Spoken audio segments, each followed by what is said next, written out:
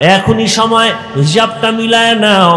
কই ছিলাম, কই আছি, কোথায় যাব, কই আমার শিশুকালের হালাত, কই আমার কিশোরের হালাত, কই আমার যৌবনের হালাত, কই আমার যৌবনকালের বন্ধুরা কই গেল। ডানে তাকায় দেখি অনেক খেলার বন্ধু নাই, বামে দেখি লেখাপড়ার অনেক বন্ধু নাই, আমার আপনজন অনেকেই চলে গেল। আমার কি হালাত, আমি কোন দিন ঘুম থেকে আর উঠতেই পারবো না, চির ঘুম আমার শুরু হয়ে যাবে। ঘুমের মধ্যে মরণ হয়নি, ঘুমের মধ্যে চির ঘুম হয়ে যাবে। মা ডাকবে, কেউ সাড়া দিবে না, বলবে বাবায় মারা গেছে। এই তো দুনিয়া, কার পেছনে ঘুরে বান্দা। একটা খবর আমাকে শুনাইলো একজনে, 5 বছর আগে, 5 বছর আগে, এই বিদেশিরা ভালো করে শুনো, স্বামী থাকে বিদেশ আর স্ত্রী দেশে বৈশা দেবরের সাথে, স্বামীর ভাইয়ের সাথে লাইন ফাইন কইরা এমন অপরাধে জড়িত হলো, কেউ জানে না। ফ্রি মাইন্ড, কি মাইন্ড? ধরা খাইলে খায় ডোন্ট মাইন্ড। যেই পরিমাণ জেনা চলে ঘরে ঘরে, রুমে রুমে, সারা রাত মোবাইলের মাধ্যমে, চোখের জেনা, কানের জেনা, হাতের জেনা, জবানের জেনা। যেই পরিমাণ অপরাধ চলে ঘরে ঘরে, রুমে রুমে। ছেলে এক রুমে ঘুমায় মোবাইলে সারা রাত জেনা, ঘুমাবে ফজরের আগে। মেয়ে আর এক রুমে মোবাইল নিয়ে জেনা, স্বামী এক রুমে মোবাইল নিয়ে জেনা, স্ত্রী মোবাইল নিয়ে ব্যস্ত সারা রাত। কারণ দিনে ছিল ব্যবসার ঝামেলা, চাকরির ঝামেলা, দোকানের ঝামেলা, ফিরি ছিল না। রাতটা পাইছি ফিরি, মোবাইলের হক আদায় করে সারা রাত শুয়ে শুয়া। ঠিক নি? যেই পরিমাণ অপরাধ করে, উচিত ছিল ঘুমের মধ্যে মাওলার গজব দিয়া চেহারাটা শুকরের মতো, বানরের মতো বানায়া দেওয়া। কেন দেন না আমার আল্লাহ? এত গুনার পরেও রহমতের নবীর উম্মত হওয়ার কারণে দেন না। রহমতের নবীর উম্মত হওয়ার কারণে আল্লাহ পাকে গজব দেন না। দিলে তো 1 সেকেন্ডের ব্যাপার, মাঝে মাঝে দেয় তো। সিডার কত নামে বেনামে সব ধ্বংস হয়ে যায়। চিত্রাং নামের এক প্রলয়ঙ্কারী ঝড় কয়েক বছর আগে আপনাদের এই পার্শ্বের এলাকা কুমিল্লা জেলার ঘটনা। ছেলেটা যুবক, বিয়ে করছে, মাত্র একটা বাচ্চা। বিদেশের যত টাকা পয়সা কামাই করে আইনা দেশে একটা বিল্ডিং করছে, 2 তলা বিল্ডিং, ডুপ্লেক্স। আগামী শুক্রবার বিল্ডিং এ ঢুকবে, হুজুর্গ দাওয়াত দিছে। পাশে একটা টিনের ঘর, রাতের বেলা টিনের ঘরে ঘুমাইছে। চিত্রাং নামের প্রলয়ঙ্কারী ঝড় এসে একটা গাছ ফালাইছে। একই চকির মধ্যে স্বামী আর স্ত্রী, যুবক যুবতী আর বাচ্চাটা, একটা গাছ পইরা 3 জনের বুকে চাপ লাইগা জাগায় শেষ। আগামী শুক্রবার ঢুকবে বিল্ডিং। जिंदगी में बंदगी तू करना है, जिंदगी में बंदगी तू करना है, जिंदगी बे बंदगी शर्मिंदा है, जिंदगी बे बंदगी शर्मिंदा है। বাংলাদেশ পিছায়া নাই, একটা অপরাধ কইরা কেউ পার পায় না। এর পরেও যে কেন অপরাধ করে, তা কেমন অপরাধ? জবাই করে ফেলে, মা সন্তানকে জবাই করে, সন্তান মাকে জবাই করে। ওই যে দেবরের সাথে সম্পর্ক, স্বামী বিদেশ থেকে আসছে, কি জানি হইয়া লাগছে, স্ত্রীর সাথে তর্ক। স্ত্রী একটা জোরে ধাক্কা দিছে, দেওয়ালে লাগছে, বাড়ি পড়ে গেছে, রক্তক্ষরণ হয়েছে। হসপিটালে নিয়ে কোনো রকম বাসায় আসছে। আবার ঝগড়া করতে করতে দেওরে নীলা স্বামীটার স্ত্রী সহ রাতে মেরে ফেলছে। মেরে ফেলার কম্বল দিয়ে পেঁচাইয়া খাটের তলে লাশ রাখছে 2-4 দিন। রাখার পরে গন্ধ আসবে, এজন্য অনেক দূরে রাতের বেলা নিয়ে গেছে, কচুরি পানা পানির একেবারে গভীরের মধ্যে নিয়ে রাখছে। এইবার সবাই জিগে তোর স্বামী আইলো গেল কই? কয় ইমার্জেন্সি বিদেশ গেছি গে। এদিকে যে ঘটনা কেউ জানে না, কিন্তু আমার মাওলার ধরা বড় কঠিন। দুনিয়াটা এত আপডেট হয়ে গেছে, কেউ নাই, অপরাধের খবর কেউ জানে না, কিন্তু ধরা খেয়ে যায়। 5 বছর আগে অন্যায় করছে, আজকে ধরা খাইল। 7 বছর আগে অপরাধ করেছে, কেউ জানে না, কিন্তু আজকে ধরা খেয়েই গেল। এরকম অহরহ চলছে। যুবকরা এগুলি দেখে না, সারা রাত দিন আকাম করতে করতে সময় কাটায় মোবাইলে, এই জিনিস দেখে না। কিসের বাহাদুরি?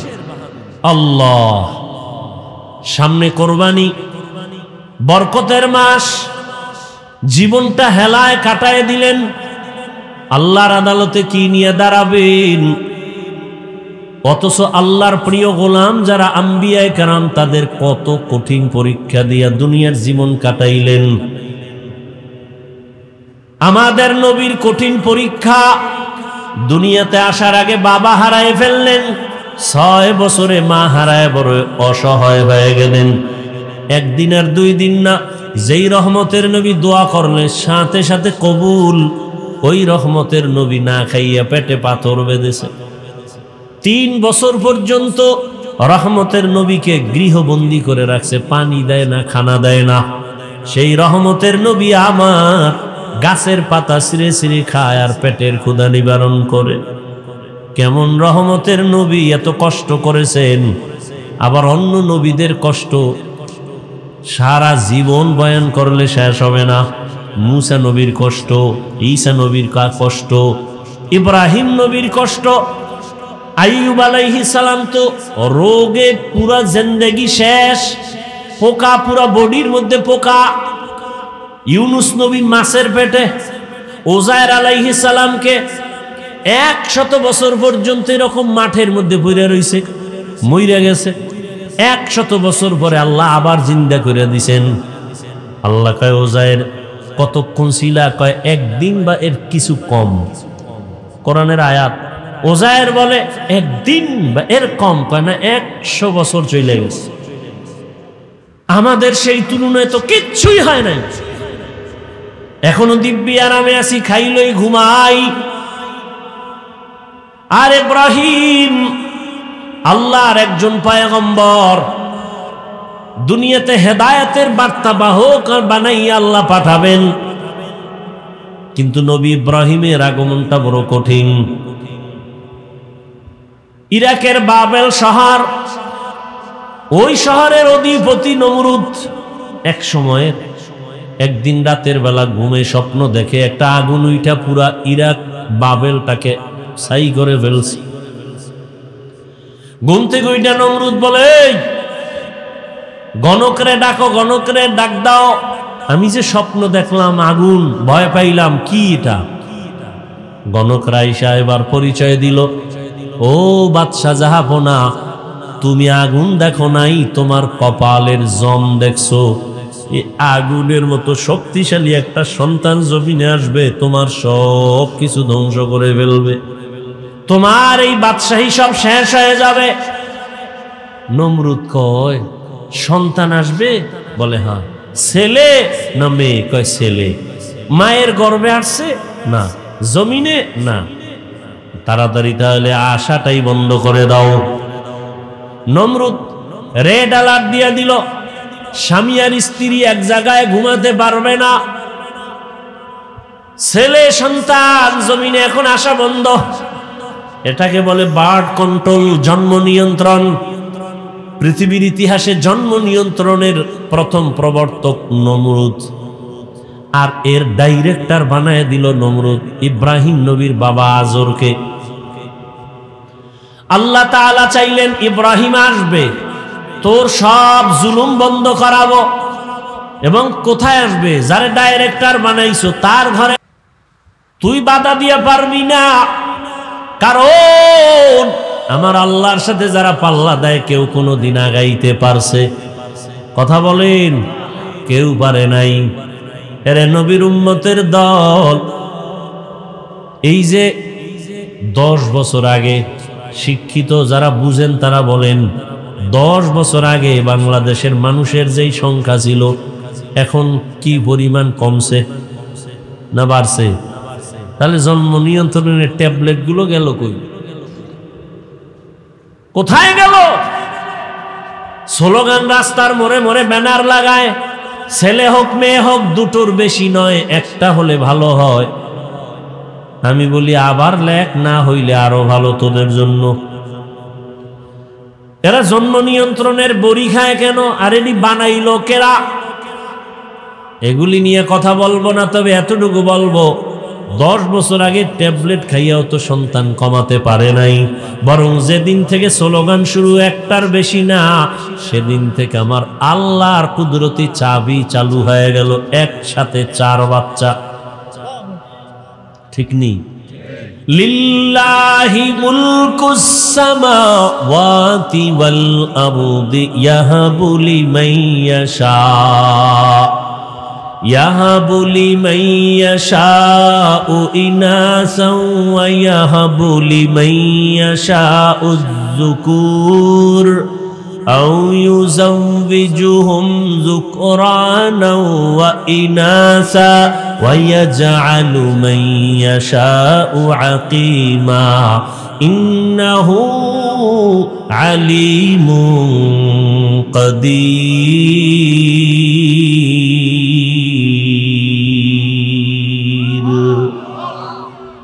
আল্লাহ তাআলা বলেন, আসমান জমিনের ক্ষমতা আমার, আমি চাইলে কাউকে ছেলে দেই, কাউকে মেয়ে দেই, কাউকে দুটোটা দেই, কাউকে কোনোটাই দেই না। ক্ষমতা কার?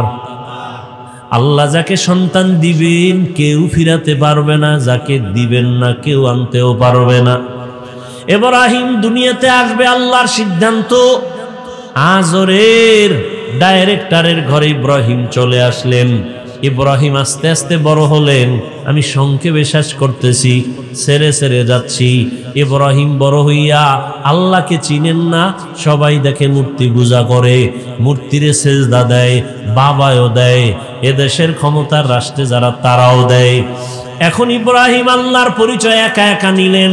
আল্লাহ তাআলার কুদরত দেখে আসমানের দিকে তাকায়া আল্লাহর পরিচয় নেয়, জমিনের দিকে তাকাইয়া পরিচয় নেয়, সূর্যের দিকে তাকায় আল্লাহর পরিচয় নেয়। রবের পরিচয় নিয়া আল্লাহ তাআলা তাকে ঈমানের দৌলত এমন ভাবে দান করলেন, এক পর্যায়ে বাবাও টের পাইয়া নমরুদও টের পেয়ে গেল। এক পর্যায়ে ইব্রাহিমের উপর অত্যাচার শুরু হয়ে গেল। অত্যাচারের এক পর্যায়ে তাকে মেরে ফেলার জন্য রেডি। কেমনে মারবে? কয় এমনি ঠাস করে মারবো না, জাগাত মারবো না, ধুকে ধুকে মারবো। বলে কেমনে ধুকে ধুকে মারবো? কয় অগ্নিকুণ্ড সাজাইয়া আগুনের মধ্যে ফালাও, পুরাইয়া তারপরে মারবো। তাকাইয়া তাকাইয়া দেখবে কেমনে তার জীবনটা নষ্ট হয়। অগ্নিকুণ্ড সাজাইল বিশাল এরিয়া নিয়া। ইব্রাহিম আলাইহিস সালামকে আগুনের মধ্যে ফেলবে। এখন আগুন জ্বালাইছে, এত পরিমাণ তাপ কেউ কাছে যাইতে পারে না। এখন ওখানে ফেলবে কেমনে? চরখা বানাও, চরক গাছ লাগাও, ওই গাছের রশিতে বাইদা ঘুরায় ঘুরায় ঘুরায় ঘুরায় ফালায় দিব।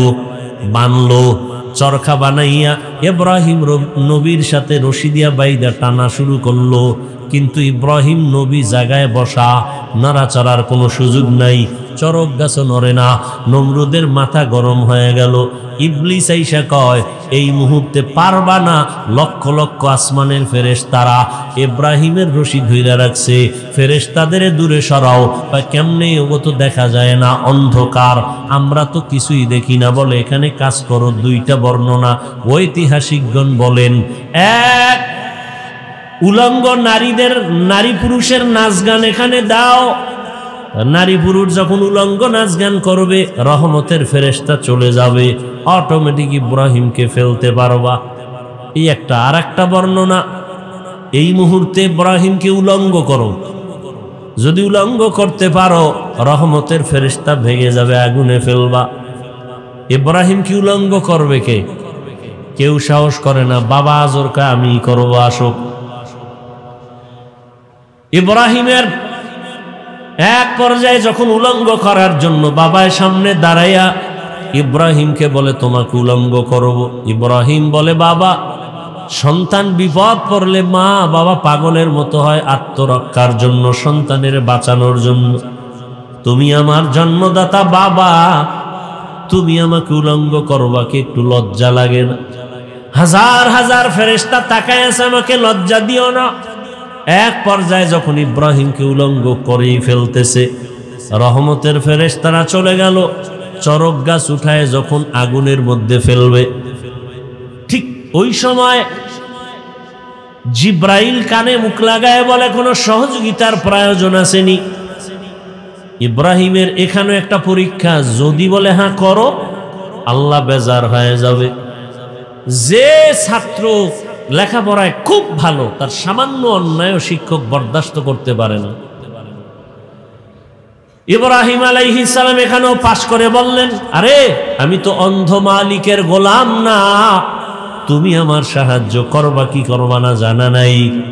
আমার কিছুর প্রয়োজন হলে আমার মালিক আমার জন্য যথেষ্ট, তিনি আমার সব কিছু দেখতেছেন। ইব্রাহিম এইখানেও পাশ করে ফেললেন। আগুনের মধ্যে যখন ফেললো, আল্লাহ আগুনকে হুকুম করে দিলেন, উলনা ইয়া নারু কুনি বারদাও ওয়া সালামান আলা ইব্রাহিম, আকে লুতুফে খেশরা ইজহারে কর, বাখলিল আসনারে রাগল জারে কর। আগুনের মধ্যে ইব্রাহিম পড়ে আছে দিব্যি আরামে, কোন ইব্রাহিম নবীর পশমও জ্বলে না। নমরুদ অনেক দূরের থেকে তাকায় বলে, আগুন তুই কি দুর্বল হয়ে গেলি? কয় না, ইব্রাহিম যার কথা মাইনা চলে, আমিও তো তার কথা মেনে চলি। ইব্রাহিমের আল্লাহ হুকুম দিছে জ্বালানোর, নিষেধ করেছেন পশম যেন জ্বলে না। আবার আল্লাহ যদি অর্ডার করে, তোর এই পুরা জমিন আমি জ্বালায় দিতে পারি। দীর্ঘদিন ইব্রাহিম নবী আগুনের মধ্যে থাইকা বের হলেন, সশরীরে আরামে সুস্থতার সাথে বের হইয়া। এবার কয় না, এত বড় জুলুম সহ্য করা যায় না, দেশে থাকবো না। বিদায় বিবি বিশ্ব সুন্দরী সারা, তাকে নিয়ে রওনা সিরিয়ার দেশে, ইরাক থেকে সিরিয়ায় যাবে। সাথে একজন তার ভাতিজা লূত আলাইহিস সালাম তার সঙ্গে আছেন। আল্লাহর পদে পদে বান্দার উপরে পরীক্ষা। যাবেন সিরিয়ায়, মিশরের এলাকা যখন পার হচ্ছেন, সেখানে আবার এক ঝামেলা। মিশরের জালেম খবর পাইছে বিশ্ব সুন্দরী সারা যায়, কয়টাকে আটকাও। আটকাইয়া লয়ে গেছে তার খাস কামরায়। ইব্রাহিম নবী একা বসে আছেন রাস্তায়। ইব্রাহিম নবী বলেন, হে মালিক, তুমি আমারে যতই পরীক্ষা করো, দয়া করে পাশ করায়া দাও। আমার বিবির সতীত্ব নষ্ট করবে কেউ, বরদাস্ত করা যায় না। কি না জানি করে জানি না। আল্লাহ কয়, ইব্রাহিম ধৈর্য ধারণ কর, আমি তোর অন্তর চক্ষু খুলে দিলাম। জালেম তোর স্ত্রীর সাথে কি করবে তুই এখানে বসে সব দেখবি। ইব্রাহিম নবী অন্তর চক্ষু দিয়া তাকায়া দেখে জালেম বিশ্ব সুন্দরী বিবি সারার দিকে হাত যখন বাড়াইতে শুরু করলো, সাথে সাথে হাতটা বাঁকা হয়ে গেছে, শক্ত হয়ে গেছে।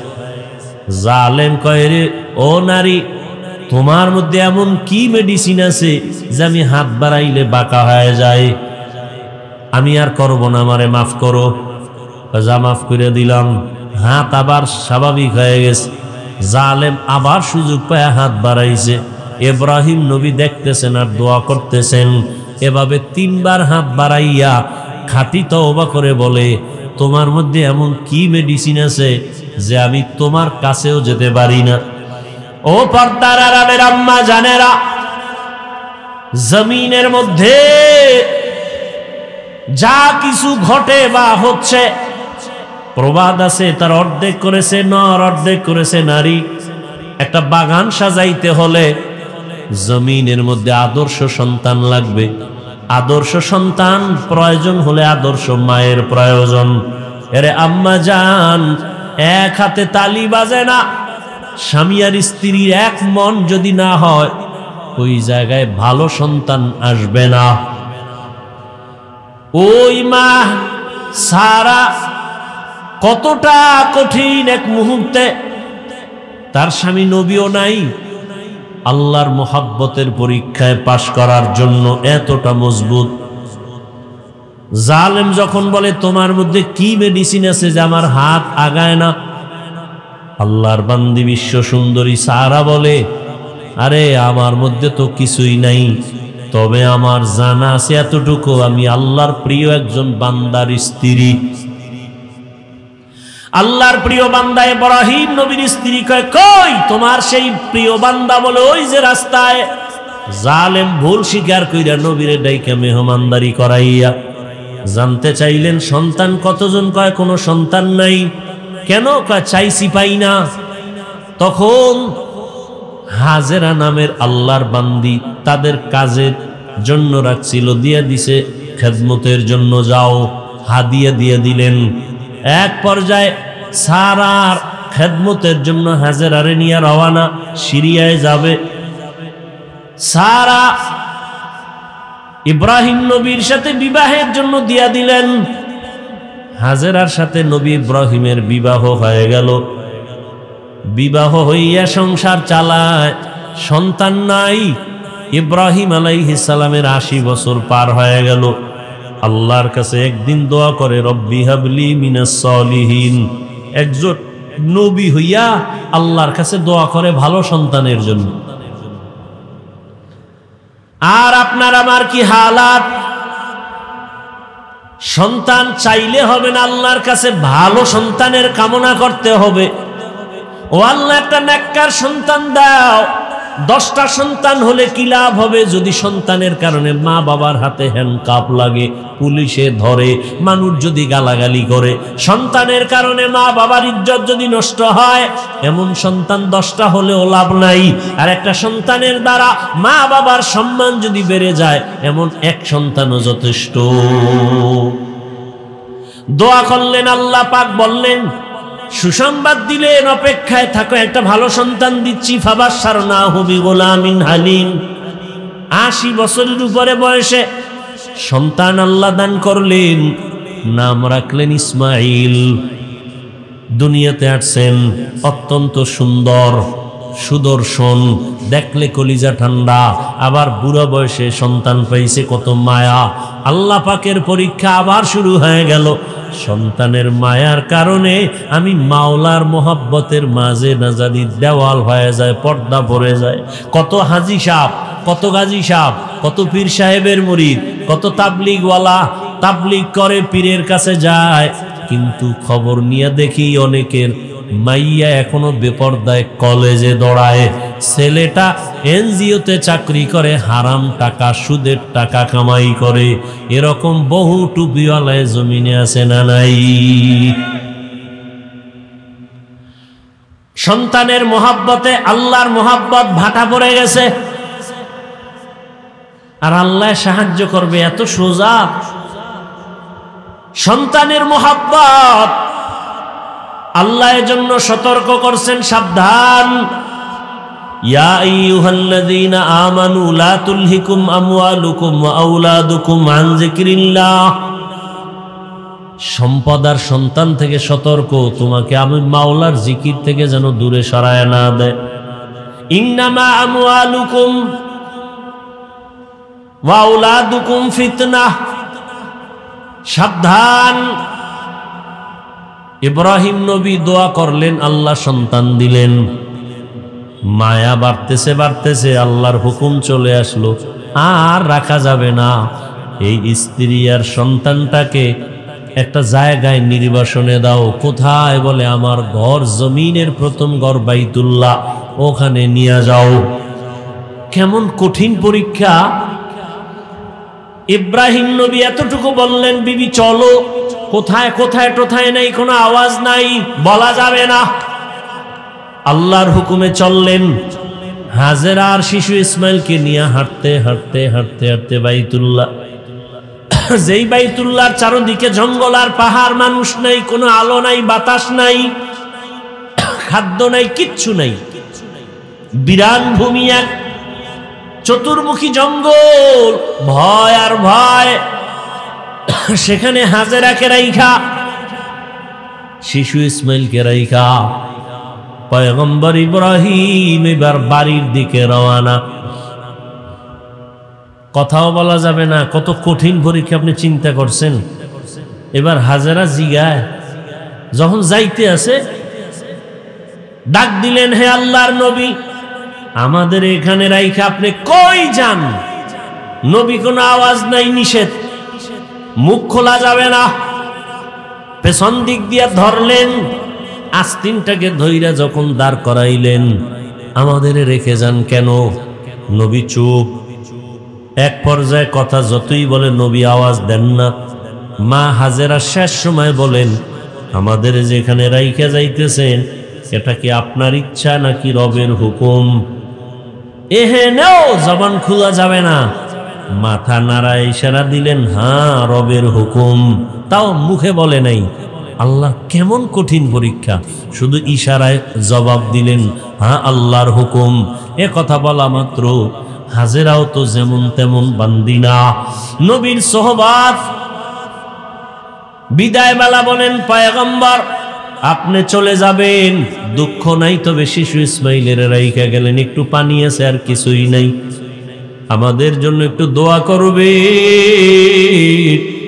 এখানে জঙ্গল, চারিদিকে পাহাড়, খানা দানা নাই, কোনো মানুষ নাই, আমি একটা মাত্র মহিলা মানুষ, আবার বাচ্চাটাও আমার শিশু, আপনার কাছে কিছুই চাই না নবী, আমাদের জন্য একটু দোয়া করিয়েন। আর যদি মাঝে মাঝে একটু মনে চায় আমি হাজেরার খবর নেওয়ার প্রয়োজন নাই, আমার সন্তান ইসমাইলের খবর নিয়ে যাইয়েন, মাঝে মাঝে আসবেন। নবী কথা বলা নিষেধ।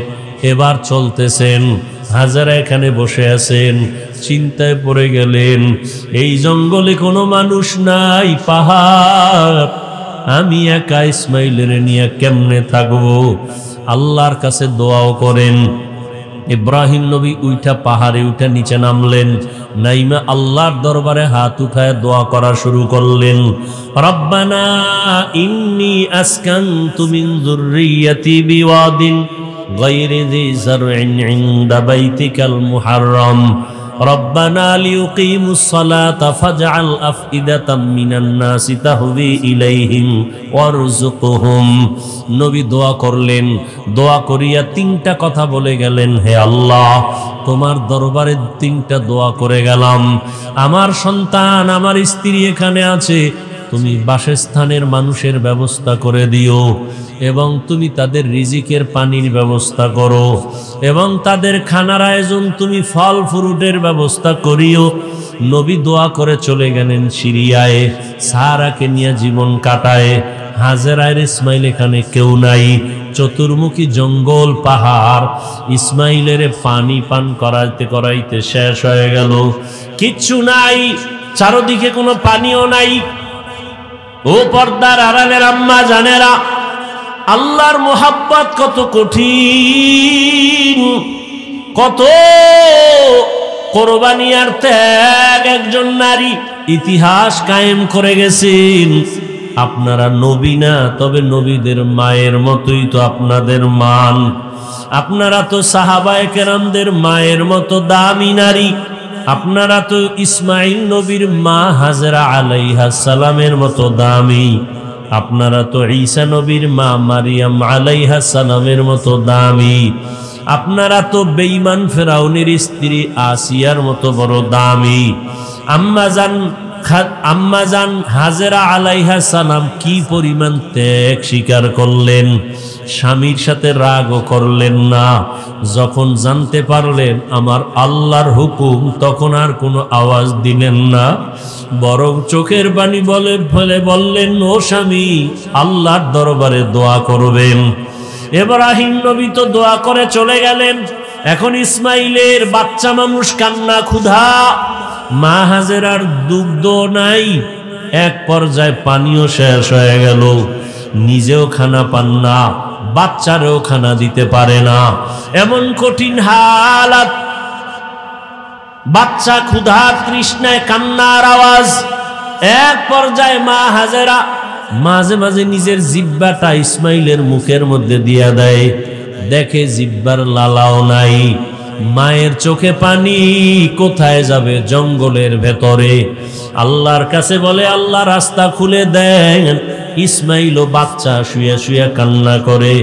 মা হাজেরা হঠাৎ সফা পাহাড়ে তাকাইলেন, একটু দূরে দেখে 10টার সময় সূর্যের আলো পানি পানি মনে হয়। মা হাজেরা একটা দৌড় দিলেন, দৌড়াইয়া পাহাড়ে উঠে দেখে বালু, সূর্যের আলোতে চিকচিক করে, আসলে পানি না।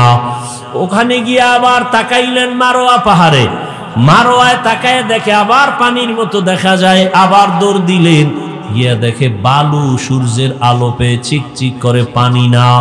আম্মাজান হাজেরা আল্লাহর মোহাব্বতে, বাচ্চার ক্ষুধার তৃষ্ণায় এভাবে কয়েকটা দৌড় দিছেন ওই পাহাড় থেকে এই পাহাড়ে।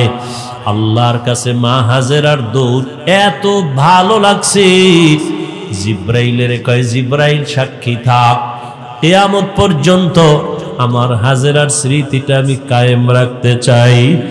দুনিয়ার জমিনে যারা আমার ঘর জিয়ারত করতে আসবে, বাইতুল্লাহ জিয়ারত করতে আসার পর আমার হাজেরা যেই পাহাড়ে দৌড় মারছে, ওই জায়গায় গিয়া যদি আমার হাজি দৌড় না দেয়, আমি কোনো হাজির হজ কবুল করব না।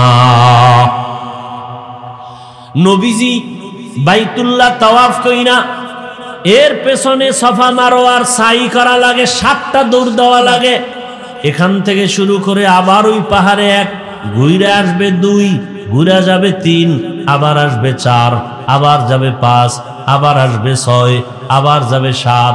অনেক কষ্ট, অনেক কষ্ট। নবীজিও জীবনের শেষ হজ সফা মারোয়ায় সাই করতে গিয়া আক্ষেপ কইরা কয়, আম্মাজান যদি দৌড় না দিতেন আমার তো এই দৌড়ানটা লাগতো না, অনেক কষ্ট লাগতেছে। আল্লাহ কয়, ও নবী, হাজেরার দৌড় আমার কাছে বড় ভালো লাগছে, এই জন্য আমি কিয়ামত পর্যন্ত স্মৃতির আকার করে দিলাম। দৌড়াচ্ছে দৌড়াচ্ছে, শেষ সময় হঠাৎ শুনে বাচ্চার চিৎকারের আওয়াজ। মা হাজেরা তাকায় দেখি ইসমাইল এত জোরে চিৎকার দিল কেন? স্বাভাবিক কান্নার থেকে আরো জোরে চিৎকার। মা হাজেরা দৌড়ে গিয়ে দেখে ইসমাইলের পানি, পায়ের নিচ দিয়া পানির ফোয়ারা, এত পরিমাণ পানি উঠতেছে। মা হাজেরা এবরানি ভাষা, ওই সময়ের ভাষায় ওই পানিটারে চতুর্দিক থেকে একটা আওয়াজ দিছেন। আওয়াজটাও আল্লাহর কাছে ভালো লাগছে, ঝম ঝম, তার অর্থ হলো থাম থাম। আল্লাহর কাছে শব্দটা পছন্দ হয়ে গেছে। শব্দটা ওই সময়ের ইব্রানি ভাষা, আল্লাহর কাছে পছন্দ। কিয়ামত পর্যন্ত এই পানির নাম হয়ে গেল কি? জমজম। এরে আল্লাহর বান্দা, শুধু জমজম পানি নিয়ে যদি আলোচনা করি, অনেক সময় এই বরকতের পানি, হাজার হাজার কোটি মিলিয়ন ট্রিলিয়ন বিলিয়ন পানি দুনিয়ার হাজি সাহেবরা নেয়, যেখানে পানি ওই সময় ছিল এখনো কমেও না বাড়েও না। সাহাবায়ে কেরাম রহমতের নবীকে জিজ্ঞাসা করলেন, ইয়া রাসূলুল্লাহ, জমজম পানির তলা কই? নবী বলেন, জমজম পানির তলা হাউজে কাউসারের সাথে। আরো জোরে বলো। এত বরকতের পানি, কোন জিনিস দাঁড়াইয়া পান করা নিষেধ, তবে জমজমের পানি দাঁড়ায়া পান করো। জমজমের পানির প্রায় 25টার মতো উপকার আছে। কত দামি পানি!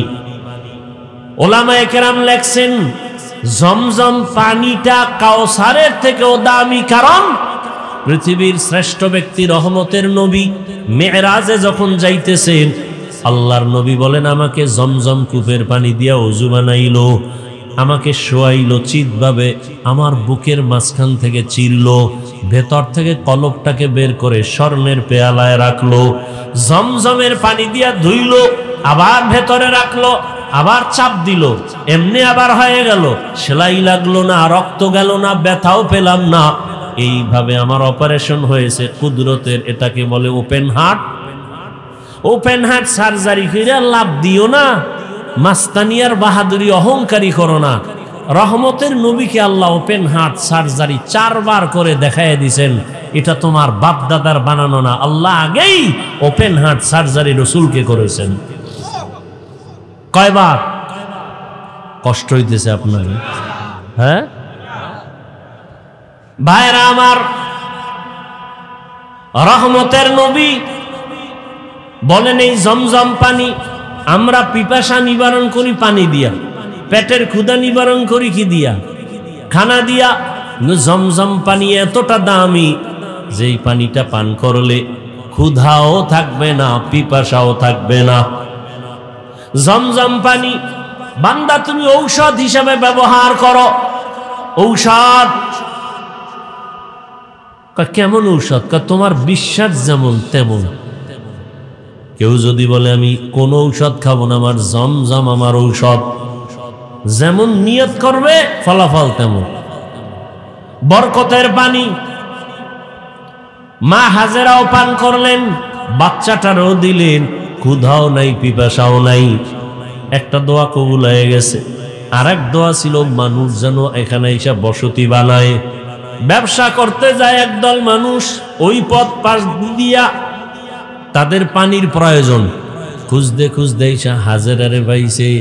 জমজম পাইয়ে কই পানি আমরা নিমু, কারণ এটার মালিক আছে। কে? বলে আমি। কয় যে পানি যে নিবা দিমু, তবে শর্ত কি? তোমরা এখানে ব্যবসা বাণিজ্য করে বাসস্থান করো, পানি নাও, যত পারো নাও, এখানে থাকবা, বসবাস করবা। এবার সব রাজি হয়ে গেল।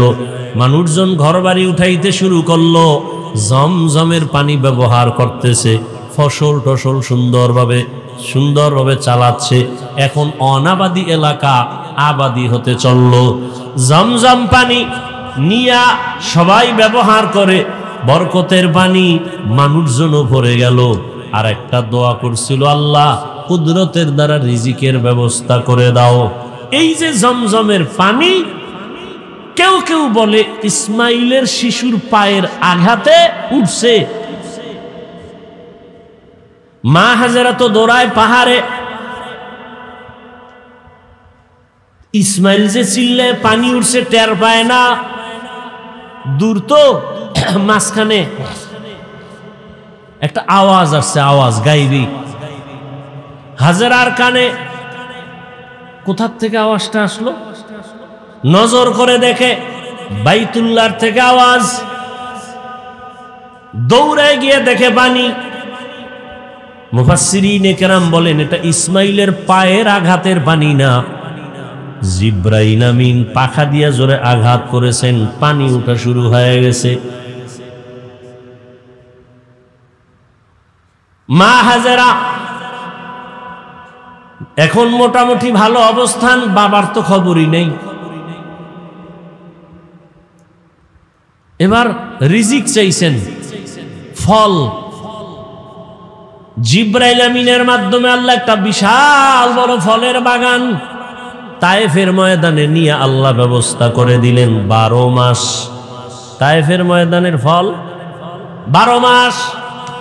সেই ইসমাইলের সময়ের বাগান, ওই সময়ের থেকে ফল শুরু হয়ে গেল। রিজিকের ব্যবস্থাও হলো, ফলের আয়োজন হলো। মা হাজেরা ইসমাইলকে বড় বানাইতে বানাইতে যখন বয়স হলো, কিতাবে আসছে 13 বছর। কত? এতদিন আমরা বলতাম, এর মধ্যে বিভিন্ন মত আছে, কেউ বলছেন আরো কম, তবে 13টাই প্রসিদ্ধ। 13 বছর যখন হলো, বাবার সাথে সন্তানের কোনো কানেকশন নাই, মনের ভেতরে তামান্না মোহাব্বতের আগুন জ্বলে। হঠাৎ জিলহজ মাস শুরু হয়ে গেল, বড় দামি মাস। ওয়াল ফাজরি ওয়া লায়ালিন আশর ওয়াশ শাফঈ ওয়াল ওয়াতর, বড় দামি মাস। আল্লাহ কসম করে বলছেন এই 10 রাতের বড় দাম। বাইতুল্লাহ যারা হাজী সাহেব ওখানে হজে গেছে, এই হজ শেষ কোরবানি দেওয়া পর্যন্ত, চাঁদ উঠার থেকে কোরবানি দেওয়া পর্যন্ত নখ কাটবে না, চুল কাটবে না, কিছুই কাটা যাবে না। আমরা বাইতুল্লাহ যেতে পারি না, যারা কোরবানি দিবেন, যারা দিবেন না সবাই এই আমলটা করি, অন্তত একটু বাহানা করবেন যে ওখানে যেতে পারি না, তবে হাজিদের সাথে একটু মিল করলাম। নকচুন কিছুই কাটবেন না কোরবানি করার পরে। এর দ্বারা অনেক ফজিলত, মাওলার কুদরত। ওই বলছিলাম না, বাইতুল্লাহ মাওলার পাগলামির জায়গা, মাওলার আশেকের ইশক আর পাগলামির জায়গা বাইতুল্লাহ। দেখেন না, এই যে গোসল করবে হাজিরা, সাবান লাগানো যাবে না, তেল লাগানো যাবে না, যত ময়লা সয়লা নিয়ে এলোমেলো থাকো ততই আল্লাহর কাছে ভালো। পাগল সাজো পাগল, বুঝে না একদল। ওটির তারমার আরো ছিঁড়ে গেছে, ছিঁড়া যাইয়ে এবার আমার পিছে লাগছে।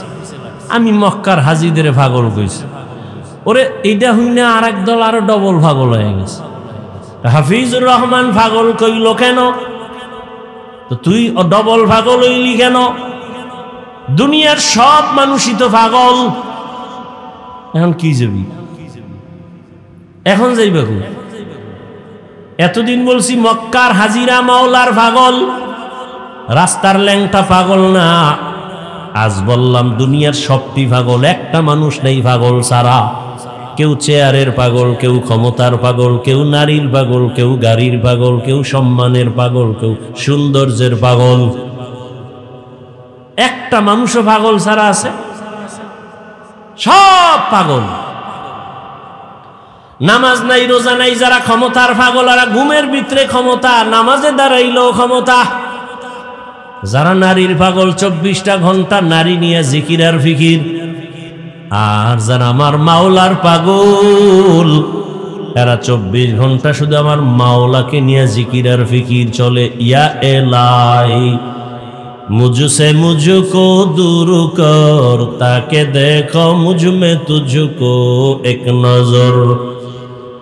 ভাইরা আমার, জিলহজ মাসের 8 তারিখ রাতের বেলা ইব্রাহিম নবী স্বপ্ন দেখতেছেন, আমার রাস্তায় কোরবানি করো। ইব্রাহিম নবী, নবীদের স্বপ্ন ওহী।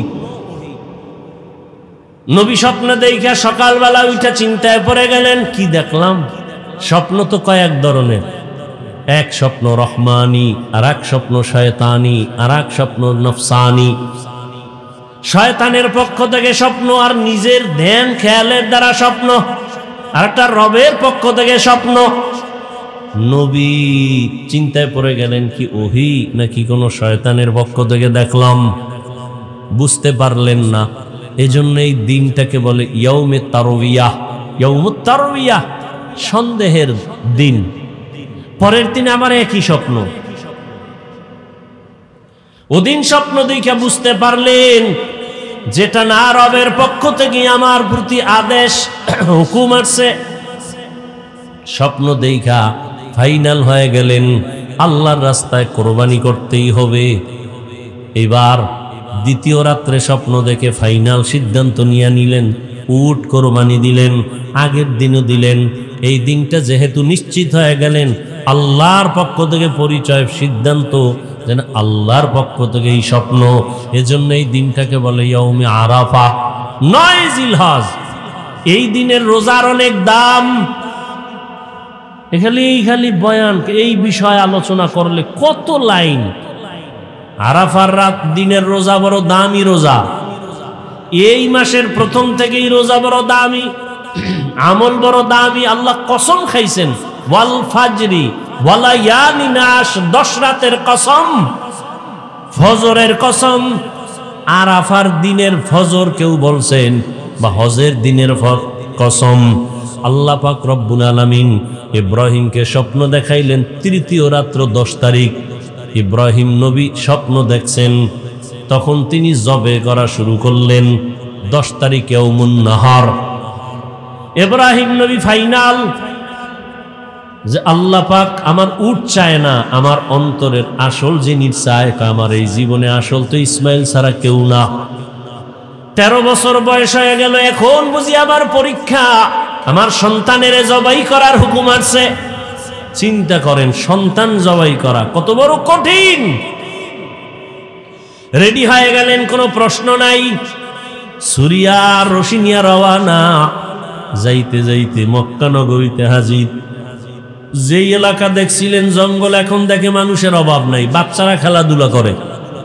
এত বাড়িঘর, হাজেরার ঘর কই, ইসমাইলের ঘর কই, খবর নাই। একটা বাচ্চারে ডাইকা কয়, এখানে ইসমাইল নামের কেউ আসেনি? ভাইবা ভাইবা ভাইবা কিছুক্ষণ পরে বলে আছে। কই ওদের ঘর আসেনি? কয় এলাকার শেষ মাথায় ছোট একটা ঘরের মধ্যে থাকে মা আর সন্তান। ওরা জানে না ইব্রাহিমকে। নবী হাঁটতে হাঁটতে গেলেন, গিয়া দেখে ইসমাইল সামনে খেলতেছেন। নবী তো দেখাই কলিজা সিরিয়া গেছে, ডাক দিয়া হাত বাড়ায় দিছে দরজার সামনে, বাবা আয়। ইসমাইল একটা দৌড় দিয়া মায়ের কাছে গেছে, চিনে না। মা হাজেরাকে নবী সালাম দিলেন, কান্না। দীর্ঘ বছর কোনো সম্পর্ক নাই, কত কষ্ট করে করে আমি জীবন কাটাইছি। ইসমাইলের কয়, চিনো নারী বাবা, যাও তোমারে নি। বাবা ইব্রাহিম নবী যায় না। এক পর্যায়ে যখন কান্নার অবস্থা, ইব্রাহিম নবী চিন্তা করলেন, মায়ায় যদি পইরা যাই না জানি আল্লাহর পরীক্ষায় ফেল করি। হাজেরাকে ডাক দিয়ে কয়, হাজেরা দেরি করা যাবে না, ইসমাইলের সুন্দরভাবে সাজায়া পড়ায়া দাও, সুন্দর পোশাক পরায়া দাও, বাদশার দাওয়াতে যাব। আল্লাহর দাওয়াত কয় নাই, ঘুরে কইছে বাদশার দাওয়াত। মনে করছে দুনিয়ার কোনো বাদশার দাওয়াত। মা হাজেরা বাবার সাথে ছেলে যাবে দাওয়াতে, রাজকীয় কোনো দাওয়াত। মনের আবেগ দিয়া সন্তানটারে এমন ভাবে গোসল করাইয়া সাজায় পড়াইয়া দিলেন।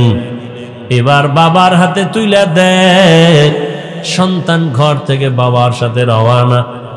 মা হাজেরা ঘরের বাইরে নাই না, চোখের পানি মুছে আর কান্না করে। এত বছরের সন্তান বাবার সাথে যা আনন্দের এক কান্না। কিন্তু জানেন না যে আমার মাওলার ডাকে যাইতেছে ইসমাইলের জবাই করার জন্য। মা হাজেরা একা, ইব্রাহিম নবী সন্তান ইসমাইলের নিয়ে যায়। ইসমাইলও জানে না যে তাকে জবাই করা হবে। শয়তানের মাথা গরম হয়ে গেল, এই পরীক্ষায় যদি সবাই পাশ করে তো কত বিধর্মী মুসলমান হবে, ফেল করানোর বুদ্ধি কি?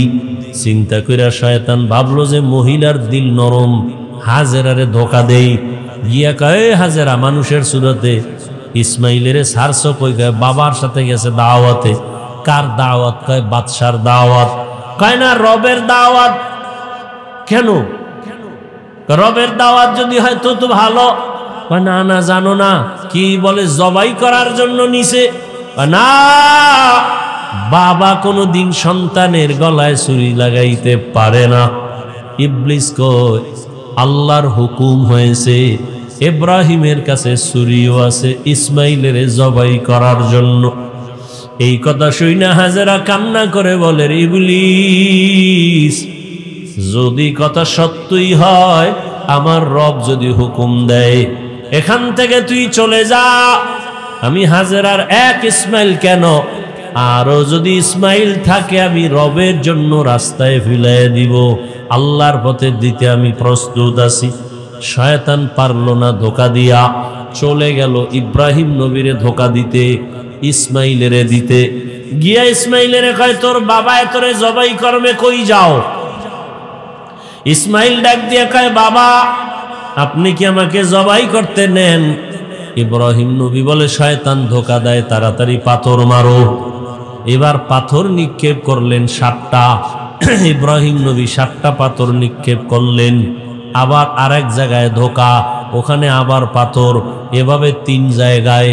আল্লাহর কাছে আমলটা পছন্দ হওয়ার কারণে কিয়ামত পর্যন্ত স্মৃতি আল্লাহ দিয়ে দিলেন। হাজী সাহেবরা এই 3 জায়গায় পাথর না মারলে একজন হাজির হজও কবুল হবে না। এবার চলে গেলেন মিনা বাজারে, সন্তানকে জবাই করে দেওয়ার জায়গা। জবাই করবে ঠিক এমন সময় ইব্রাহিম নবী একটু চিন্তা করলেন, ইসমাইলের একটু মতামতটা নিয়ে নেই, দেখি আমার সন্তানের কি মতামত। এইবার সন্তানের ডাইরেক্ট বলতেছে, ইন্নী আরা ফিল মানামি আন্নী আযবাহুকা ফানজুর মাযা তারা। ও বাবা, আমি স্বপ্নে দেখছি তোমাকে জবাই করতেছি, তোমার মতামত কি? কত কঠিন।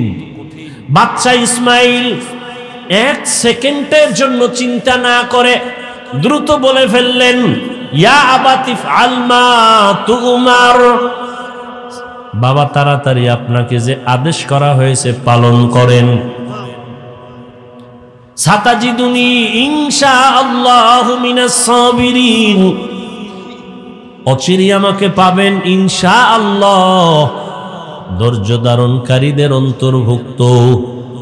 এরে আল্লাহর বান্দা, এখানে অনেক কথা। ইব্রাহিম নবীকে আল্লাহ পাক স্বপ্নে দেখাইলেন কেন? ডাইরেক্ট বললেন না কেন? আবার ইসমাইলকে জিজ্ঞাসা করলেন কেন? আল্লাহর হুকুমের বেলায় জিজ্ঞাসা করলেন কেন? এখানে তো জিজ্ঞাসা করার কোনো যুক্তিকতা নাই। আল্লাহ অর্ডার করছে পালন করো। আবার ইসমাইল স্বপ্নের কথাটাকে এত গ্যারান্টি দিল কেন? অনেক কথা এখানে। ইসমাইল নবী বললেন, আব্বাজান আমাকে দ্রুত আপনি যা দেখছেন হুকুম পালন করেন। বাবাই বলছে আমি স্বপ্ন দেখছি জবাই করতে। ইসমাইল বলে আপনাকে যে হুকুম দেওয়া হয়েছে তা পালন করেন। দেখছে স্বপ্ন, কিসের হুকুম? 13 বছরের সন্তান। অনেক কথা এখানে, হিকমত, এগুলোর জবাব এখন দেওয়ার সময় নেই। ইসমাইল বইলেই চোখের পানি ছেড়ে দিয়েছেন। ঐতিহাসিকগণ লিখেন, ইসমাইল বলে, বাবাজান যদি আমাকে এই কথাটা বাড়িতে বসে বলতেন, আমি আমার দুঃখিনী মায়ের থেকে একটু বিদায় সালাম দিয়া আসতাম। আমার মা কত কষ্ট করে আমাকে বড় বানাইছেন। মানুষ ছিল না, জঙ্গল পাহাড়, পানিও নাই, খানা নাই। আম্মা জানের থেকে আসছি, সালাম দিতে পারলাম না। আম্মা জান আমারে না পায় জানি পাগলনির মতো হয়ে যায়। আব্বা জান আমার আম্মার কাছে আমার সালাম পৌঁছাইয়া দিয়ে আমাকে তাড়াতাড়ি জবাই করে দেন, আর বাড়ি যাইয়া আমার আম্মারে আমার সালাম জানাইয়ে।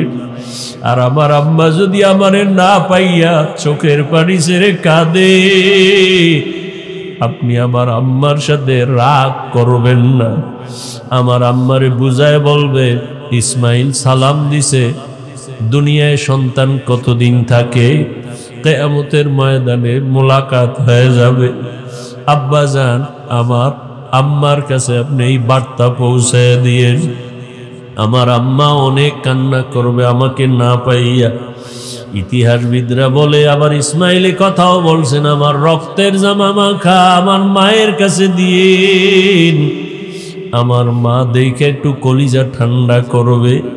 এবার ইসমাইল বলে, আব্বাজান আমার চেহারাটা মাটির দিকে রাইখা আমারে শোয়াইয়া জবাই করে, কারণ আমার চেহারার দিকে যদি আপনার মায়ার নজর লাগে, আপনি মায়ার কারণে ছুরি চালাইতে পারবেন না। আরে আপনি ছুরি চালাইতে গিয়া যদি ব্যর্থ হয়ে যান, আবার মাওলাই বেজার, পরীক্ষায় বুঝি আপনি ফেল হয়ে যাবেন। দ্রুত আমার চেহারাটা নিচে রাখবেন, আর আমার হাতে পায়ে রশি দিয়া ভালো করে বাঁধেন। জবাই করতে গিয়া যদি আমার পায়ের নাড়াচাড়া আপনার শরীর মোবারকে লাগে, বেয়াদবি হয়ে যাবে। বাবার সাথে আমি বেয়াদবি করবো, এটা বরদাস্ত করা যায় না। ও বাবা আমার, হাত পাও ভালো করে বেঁধে নেন, আপনার চক্ষু দুইটাও বাঁধেন, আপনার চোখের নজর যেন আমার দিকে না পড়ে। বাবা তাড়াতাড়ি আপনি ছুরি চালান। ইসমাইল নিজে শুয়া পড়লেন আল্লাহর মোহাব্বতের জন্য। আল্লাহ পাক রব্বুল আলামিন ছুরিরে বললেন, খবরদার আবার ইসমাইলের একটা পশমও যেন ক্ষতি না হয়। ইব্রাহিম নবী যখন ছুরি চালায় একটু পশম কাটে না।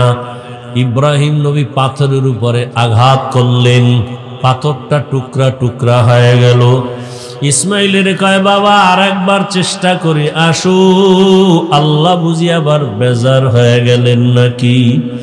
এবার নিয়ত করছি, রক্ত হাতে না লাগা পর্যন্ত ছুরি চালাইতেই থাকবো। ও ও আল্লাহর বান্দারা, কেমন ঈমান, কেমন আমার মালিকের মোহাব্বত। সন্তানের চুরির নিচে রেডি আমার মাওলার হুকুমের জন্য। এবার ইসমাইলকে যখন নিয়ত করছে রক্ত হাতে না লাগা পর্যন্ত ইসমাইলের ছাড়বে না। ইসমাইলকে আবার যখন শোয়াইয়া ছুরি চালাবে, ইসমাইল যখন মাটিতে শুয়া পড়লেন, আসমান থেকে আমার আল্লাহ অর্ডার দিলেন, ও জিবরাইল, জলদি করে জান্নাতে একটা দুম্বা নিয়ে যাও, আমার ইব্রাহিমের ছুরির নিচে দাও, ইসমাইলের যেন কোনো ক্ষতি না হয়। জিবরাইল আল্লাহর অর্ডারে জান্নাতি দুম্বা নিয়ে রওয়ানা। জিবরাইল ভাবলেন, মনে হয় আমি যাইতে না যাইতে ইসমাইল বোধহয় জবাই হয়ে যাবে। জিবরাইল আসমান থেকে জোরে আওয়াজ দিলেন, আল্লাহু আকবার, আল্লাহু আকবার। এইভাবে আওয়াজ দেওয়া মাত্র ইব্রাহিম নবী আসমানে তাকাইয়াও তিনি আওয়াজ দিলেন, ইসমাইলও আওয়াজ দিলেন, লা ইলাহা ইল্লাল্লাহু আল্লাহু আকবার। ইব্রাহিম নবী আওয়াজ দিলেন, আল্লাহু আকবার ওয়ালিল্লাহিল হামদ। আল্লাহর কাছে তাকবীর ও কিয়ামত পর্যন্ত নারী পুরুষ সবার জন্য আল্লাহ পাক স্মৃতি হিসাবে রাইখা দিলেন। 9 তারিখ জিলহজ মাস, ফজর থেকে চালাও, নারীরা পুরুষেরাই তাকবীর পড়বা, আল্লাহু আকবার, আল্লাহু আকবার, লা ইলাহা ইল্লাল্লাহু আল্লাহু আকবার ওয়ালিল্লাহিল হামদ। প্রত্যেক ফরজ নামাজের পরে একবার করিয়া নারীও একবার, পুরুষেও একবার। নারীরা আস্তে আওয়াজে, পুরুষেরা একটু জোরে আওয়াজ দিয়া পড়বে। 13 তারিখ পর্যন্ত আল্লাহ পাক এই পছন্দের আওয়াজকে জারি রাখলেন কিয়ামত পর্যন্ত। ইসমাইলের দুম্বা যখন জিবরাইল আসতেছে, ইব্রাহিম নবী যখন ছুরি চালায়, ইসমাইলের সরাইয়া দুম্বা দিয়া দিলেন। হঠাৎ করে দেখে রক্ত লেগে গেল, চোখ খুলে তাকায় দেখে অচেনা একটা জানোয়ার জবাই হয়ে গেল। আল্লাহর পক্ষ থেকে আওয়াজ আসতেছে, আল্লাহ বলেন, ওয়ানাদাইনাহু আইয়া ইব্রাহিম কদ সাদ্দাকতার রুইয়া ইন্না কাযালিকা নাজজিল মুহসিনিন। ও ইব্রাহিম, তোমার পক্ষ থেকে আমার যা চাওয়া তা হয়ে গেছে। আমি সন্তানের জবাই চাই নাই, আমি চাইছি তোমার কলিজার মোহাব্বত। আমি দেখতে চাইছি তোমার অন্তরে আমি মাওলার মোহাব্বত বেশি নাকি সন্তানের মোহাব্বত বেশি। জবাই চাই নাই, যাও তাড়াতাড়ি হাজেরার কাছে চলিয়া যাও। ইসমাইলের জন্য মা হাজেরা কান্না করে, ও ইব্রাহিম, সন্তানকে মায়ের কোলে ফিরাইয়া দাও। আর বলে আসো বাদশার দাওয়াতে যাই, বিদায় বেলা বাদশার থেকে একটু হাদিয়াও তো দরকার। আমি জান্নাতে একটা হাদিয়া দিয়া দিলাম, হাজেরাকে নিয়ে এই হাদিয়া তোমরা খাও। আল্লাহ বলেন, আফাদাইনাহু বিযিবহিন আযীম। ওই ইব্রাহিম নবীর কুরবানি আল্লাহ পাক বলেন, লাইয়ানালাল্লাহা লুহুমুহা ওয়ালা দিমাউহা ওয়ালাকিন ইয়ানালুহুত তাকওয়া মিনকুম।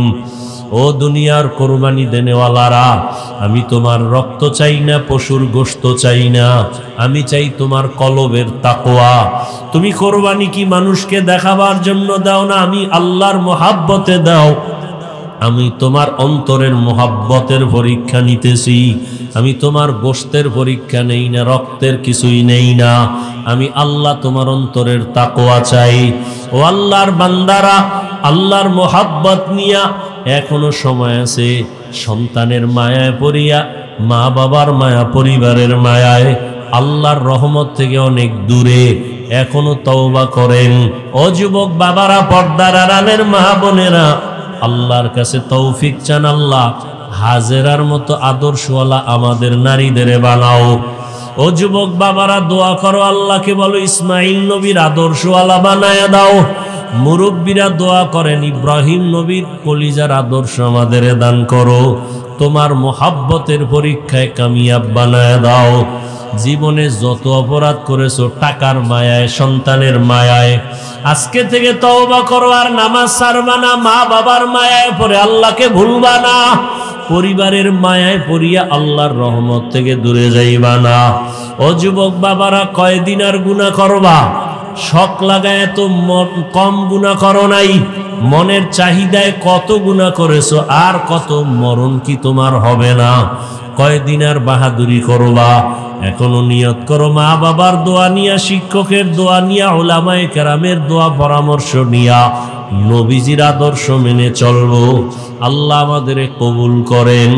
আলহামদুলিল্লাহি রাব্বিল আলামিন, ওয়াসসালাতু ওয়াসসালামু আলা সাইয়্যিদিল আম্বিয়াই ওয়াল মুরসালিন ওয়া আলা আলিহি ওয়া আসহাবিহি আজমাইন। ইয়া আরহামার রাহিমিন, ইয়া আরহামার রাহিমিন, ইয়া আরহামার রাহিমিন। রব্বিরহামহুমা কামা রব্বায়ানি সগীরা। আল্লাহুম্মা ইন্নাকা আফুউন কারীম তুহিব্বুল আফওয়া ফা'ফু আন্না। আল্লাহুম্মা ইন্না নাসআলুকা রিযাকা ওয়াল জান্নাহ ওয়া নাউযু বিকা মিন সাখাতিকা ওয়ান নার। আয় আল্লাহ, আমরা গুনার বোঝা নিয়ে আপনার দরওয়াজায় হাজির। গুনাহের কারণে দিলটা পাথর হয়ে গেল, চোখে পানি নাই। কান্নাওয়ালা চক্ষু দান করেন, জিকিরওয়ালা জিহ্বা দান করেন, আখিরাতের ফিকিরওয়ালা কলব দান করেন। আয় আল্লাহ, আমাদের গুনাহমুক্ত জীবন দান করেন। মাদ্রাসা মসজিদ কবুল করে নেন। আয় আল্লাহ, মাহফিল কবুল করে নেন। আয়োজন